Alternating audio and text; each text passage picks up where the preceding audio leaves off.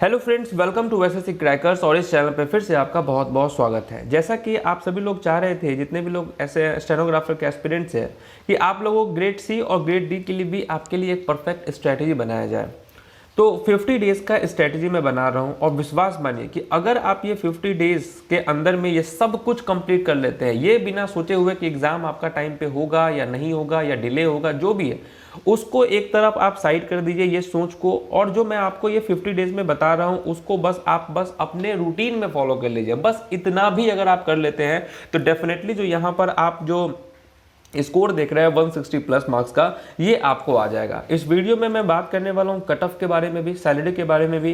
Total 25 to 30 aspirants के जिनका भी सिलेक्शन हुआ है पिछले 2-3 साल के अंदर में स्टेनोग्राफर में, उनके इंटरव्यू को देखने के बाद और कुछ कॉमन चीज़, उनके रणनीति क्या थी क्या नहीं थी, मतलब आप विश्वास मानिए कि सभी का जो स्ट्रैटेजी था, जो बुक प्रेफरेंस था, वो सब सब सेम था। और उसी सब को यहाँ पर भी मैं आपके साथ डिस्कस करने वाला हूँ। तो बने रहिए इस वीडियो के साथ और ध्यान से आप देखिए इस चीज़ को मैं क्या कहना चाह रहा हूँ। सबसे पहले मैं आपका ध्यान इस तरफ ले जाना चाहता हूँ कि आप देखिए कि लास्ट ईयर यानी कि 2018 के कट ऑफ की बात करें तो स्टेनोग्राफर में क्या है कि एक तो सी पोस्ट होता है, एक आपका ग्रेड डी होता है, ठीक है।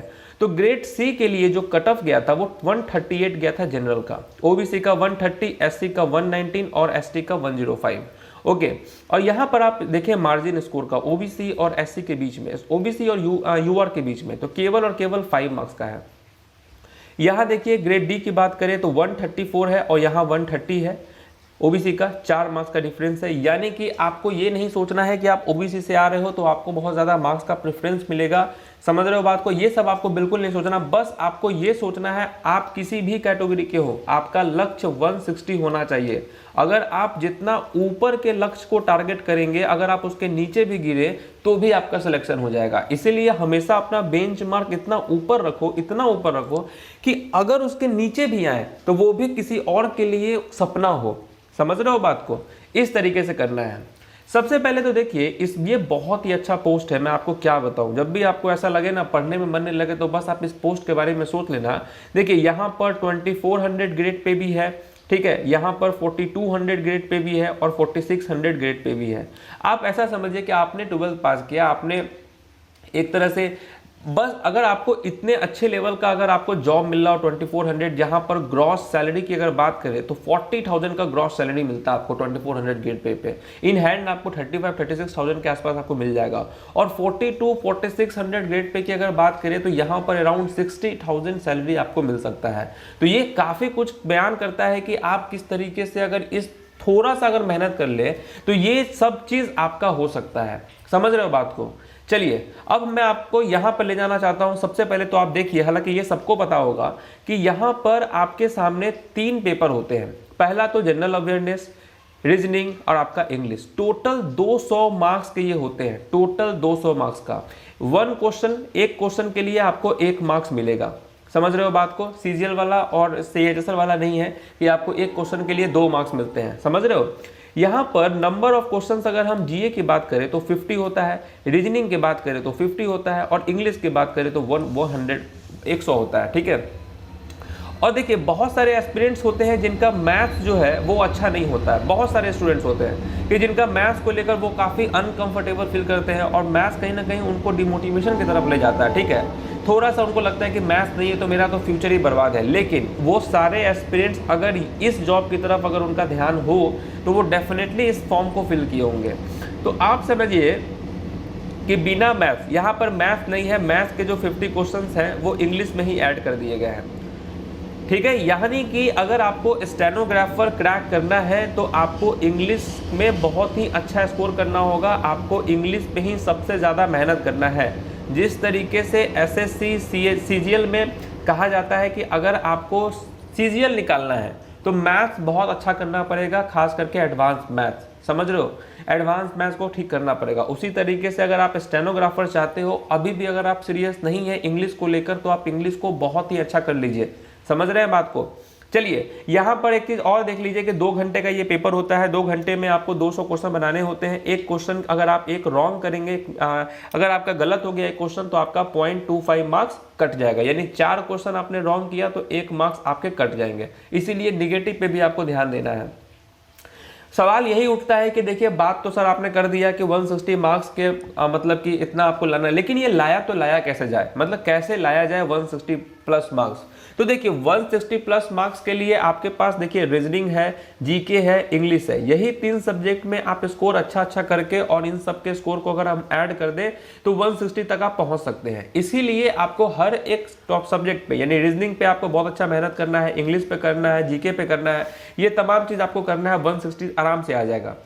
चलिए सबसे पहले तो मैं बात करूं, ये देखिए ये मैं अपने करीबन मेरे को हो गए 2 साल के आसपास स्ट्रेटेजी बनाते हुए एसएससी के एग्जाम्स के रिगार्डिंग। तो मैं 2 साल से हर एक चीज आपको वही चीज बताता हूं जो आप कोई किसी भी सिलेक्टेड स्टूडेंट्स का आप इंटरव्यू देखें, चाहे वो कोई बड़े आपको टीचर्स बताते हैं, वो भी आपको सेम ही बात बताते हैं जो मैं आपको बताता हूं। समझ रहे हैं बात को, कुछ डिफरेंस नहीं है। रीजनिंग वापस से मैं कह रहा हूं कि देखिए हमेशा मैंने चीख के बोला है रीजनिंग के रिगार्डिंग कि आपको रीजनिंग पे सबसे ज्यादा फोकस करना है प्रीवियस ईयर पे।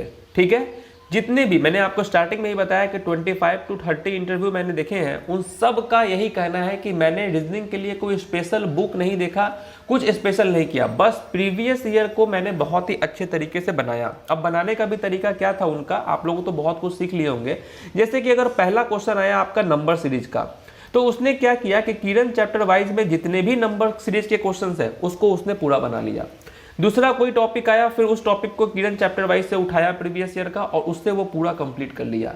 इससे आप क्या समझ रहे हैं, इससे ये समझ रहे हैं कि यहाँ से आप जितने भी क्वेश्चंस एक चैप्टर के कंप्लीट कर रहे हैं प्रीवियस ईयर से, तो वहां से भी आपका मतलब कि कंप्लीट होते जाएगा हर एक चीज, इंडिविजुअल टॉपिक। और उसके बाद उसने सेट को लगाया। क्योंकि ये 50 डेज का स्ट्रेटेजी है तो इसीलिए मैं ज़्यादा आपको ये नहीं कहूँगा कि आप ऐसे करें वैसे करें। अभी तक मुझे मालूम है कि आप लोगों ने बहुत कुछ कर लिया होगा। तो यहाँ पर यही है कि 50 डेज है तो आपको 50 सेट्स बनाना पड़ेगा बहुत ही अच्छे तरीके से। 50 डेज में 50 सेट्स आप बना लीजिए। लास्ट के जितने भी एग्जाम हुए हैं रीजनिंग के, एसएससी के एग्जाम जितना भी हुआ रीजनिंग का, वो सारा सेट तो आपको बन ही जाना चाहिए। बिना बने कोई चारा ही नहीं है, एकदम आपको बना ही लेना है 50 सेट्स को। समझ रहे हैं। स्टेनोग्राफर का थोड़ा रीजनिंग होता है, वो अच्छे लेवल का होता है। प्रीवियस ईयर में अगर आप देखेंगे स्टेनोग्राफर का क्वेश्चन रीजनिंग का, तो उसमें ऐसे क्वेश्चन है कि 35 क्वेश्चंस तक तो सब इजीली बना लेंगे, लेकिन यही 15 मार्क्स को लाने के लिए आपको कुछ ज्यादा मेहनत करना पड़ेगा रीजनिंग में। इसीलिए चैप्टर वाइज को अगर आप बनाएंगे, ठीक है, तो आप आराम से कवर कर सकते हैं। अगर हम एसएससी की बात करें तो यहाँ पर 40 मार्क्स तो आप इजीली ला सकते हो, 42 मार्क्स, लेकिन वही 3, 4, 5 मार्क्स के लिए आपको बहुत ज़्यादा मेहनत करने की ज़रूरत है। तो 45 लाना है तो आपको थोड़ा सा तो मेहनत करना पड़ेगा। देखिए दूसरी चीज़ क्या है कि आपको टाइम देना है 45 मिनट्स, क्योंकि यहाँ पर आपको मालूम है कि 2 घंटे के पेपर में आपको मैथ नहीं है, यहाँ पर इंग्लिश है, जीके है और आपका रीजनिंग है। तो आपको टाइम अलॉट करना पड़ेगा 45 मिनट्स के। 45 मिनट्स के अंदर में आपको जो है रीजनिंग को बनाना है। माइंड में सेट कर लीजिए 45 मिनट्स, 40 to 45 मिनट्स आपको रीजनिंग के सेट को देना है बनाने के लिए। अगर आप स्टेनोग्राफर का रीजनिंग बना रहे हैं तो 40 to 45 मिनट्स, अगर आप सीपीओ का बना रहे हैं तो उतना आप टाइम ले लीजिए। बाकी आप 25 क्वेश्चन वाले बना रहे हैं तो उसको आप 15-20 मिनट में भी बना सकते हैं। समझ रहे हैं, ये आपका हो गया। बाकी आप चैप्टर वाइज से कंप्लीट कर लेंगे, बस दैट्स इट। रीजनिंग में इससे ज़्यादा करने की ज़रूरत नहीं है, समझ रहे हो। बाकी आपके पास अरिहंत की बुक हो उससे भी आप कवर कर सकते हो, जो भी बुक है। कहने का मतलब है कि प्रीवियस ईयर के रास्ते पे ही चल के आपको हर चीज़ कवर करना है, उसके अलावा कुछ नहीं। आपके 45 मार्क्स आराम से आ जाएंगे, समझ रहे हो। उसके बाद देखिए जीके के लिए आपको करना क्या है। जीके में आप देखिए जीके हो गया आपका, स्टैटिक हो गया, करेंट अफेयर्स हो गया, ये सब चीज़ हो गया।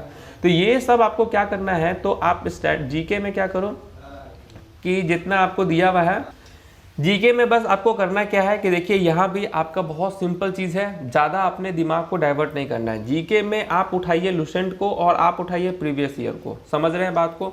बस आपने अब तक जितना भी पढ़ा है उसको बस रिवीजन मोड में डाल दीजिए, समझ रहे हो। लुसेंट को क्या कीजिए, एक बार अच्छे से पढ़ लीजिए, जितने भी आपको फैक्ट्स दिए होंगे लास्ट में उसको पढ़ लीजिए बहुत अच्छे तरीके से। उसके बाद किरण चैप्टर वाइज है, हर एक क्वेश्चन को आप लगा दीजिए, बस रिवाइज कर लीजिए। स्पेशली अगर हम बात करें बायोलॉजी सेक्शन का, ठीक है, फिजिक्स हो गया आपका, उसके बाद आपका पॉलिटी हो गया, हिस्ट्री हो गया, मॉडर्न, ये सब आप वहाँ से कर लीजिए। स्टैटिक जीके हो गया, स्टैटिक जीके में देखिए इसमें भी सेम आपका सीजीएल, मतलब ये जो आप देख रहे हो ना पैटर्न, ये बिल्कुल आपका सीजीएल का है। यानी कि ओवरऑल देखिए, अगर आप मेरे चैनल पे हैं तो आप मेरे चैनल को जितने भी मैंने जीके के रिगार्डिंग वीडियोस बनाए हैं, बस अगर आप इसको भी फॉलो कर लेते हैं तो डेफिनेटली आप इसमें 35 प्लस स्कोर तो करवा ही लेंगे।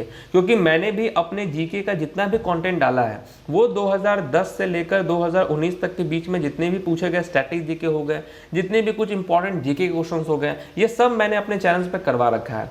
उसके बाद मैंने बहुत सारे, जैसे कि आपके फिजिक्स हो गए, बायोलॉजी हो गए, पॉलिटी हो गए, ज्योग्राफी हो गए, ये सब चीज़ मैंने किरण पब्लिकेशन से प्रीवियस ईयर से भी करवा दिया है सारे क्वेश्चंस। तो अगर आप रेगुलर बने हुए मेरे चैनल पे तो फिर आपको जीके के लिए ज़्यादा कुछ सोचने की जरूरत नहीं है।